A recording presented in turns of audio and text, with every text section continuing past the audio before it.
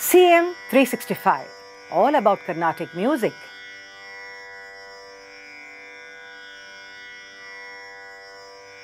We all know that Tanjavur, Madras, Travancore have been great seats of music, and the kings and zamindars here have been great patrons in terms of promoting the arts like music. To this, I would also like to add Udayar Palayam in Tiruchirappalli district, which actually had a lot of zamindars and other people patronizing music to a large extent in the 18th and 19th century. We had one Yuvarangabhupathy who lived in the latter part of the 18th century. And he himself was a person who had great scholarship in music. He was well versed in music. We also see that there are some padas which have been composed in Telugu in his praise, and they have the Raja Mudhra Yuvaranga in it.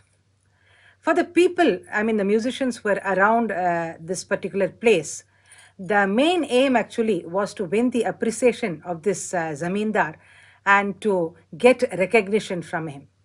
And here we see that there was one Shatkala Subbayyar who was also having the same aspiration to draw the attention of the zamindar here. Now, Shatkala, the word I would like to draw your attention, is a title which is given only to a privileged few. Those who are able to execute music in the 6th degree of speed are called Shatkala. To this, we have only two more musicians who were bestowed with this title, Shatkala Govinda Marar and Shatkala Narasayar. Coming back to Subbayyar, he landed up at Udayar Palayam, and the king, knowing that he had come, provided him all the facilities required. He was put in a chowaltry and given all the basic whatever needs were there, all that were met by the king. And he also had some officials to take care of him and report about his activities and welfare to the king, to the zamindar was being reported. So that way Subbayyar was having a very comfortable life here. And he was a very orthodox person. So he used to do the pujas in a very elaborate manner. And the people around here, they were really astounded by the way he used to sing. The slokas were put to long kind of alapanas and beautiful ragas.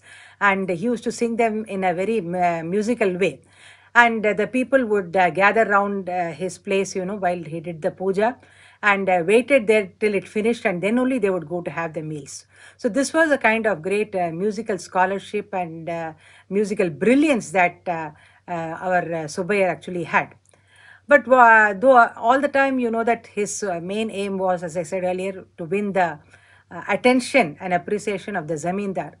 But somehow it never fell into place, and the zamindar never called him to his place to listen to his music. Subbayyar actually waited for a couple of days, and then seeing that there was no response, he was feeling a bit depressed and distressed, I would say.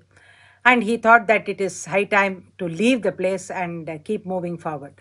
So the next day what happened, he took his bag and baggage and he left for a adjoining forest.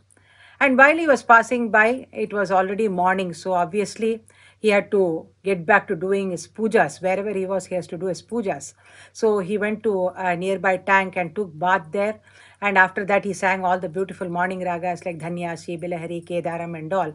And he was himself so impressed by his music that it is said he, proclaimed aloud that, "Oh, how I wish the king Yuvarangabhupathy was here to listen to my great music." And immediately from behind, he could hear a voice which said, "Well, I'm right here listening to you and your profound music." He turned back and saw, and it was no other person than the Yuvarangabhupathy who was standing there actually. He had been standing there and listening to his music.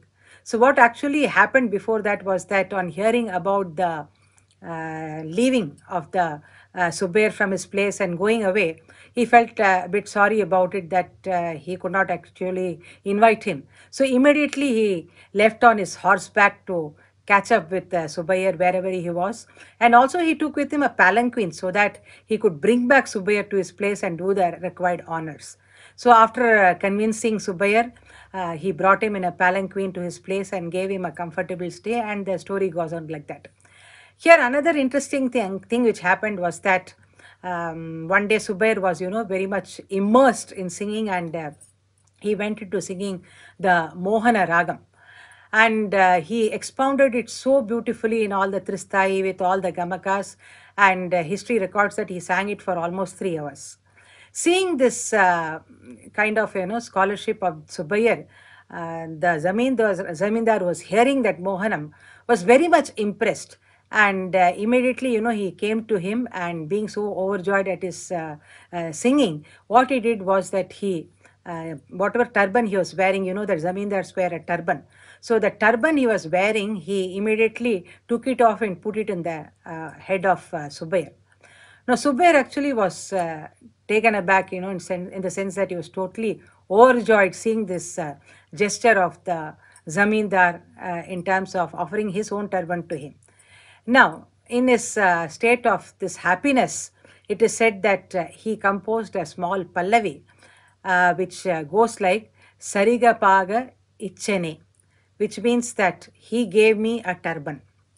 And I also mentioned to you before that the zamindar himself was very well versed in music. So he immediately wanted to respond to the musical line that Subbayyar had conveyed to him. And so he actually returned by saying that Sadapaga Ichera, which means that I only gave him an ordinary turban. Actually, again, I repeat, Sariga Paga Ichene, which means that he gave me a turban. Sada Paga Ichera, which means that I only gave him an ordinary turban. Probably his intention in mind was that for the profound scholarship that Subbayyar had, he should have been bedecked with a beautiful turban having all kinds of gems and other things decorated on it.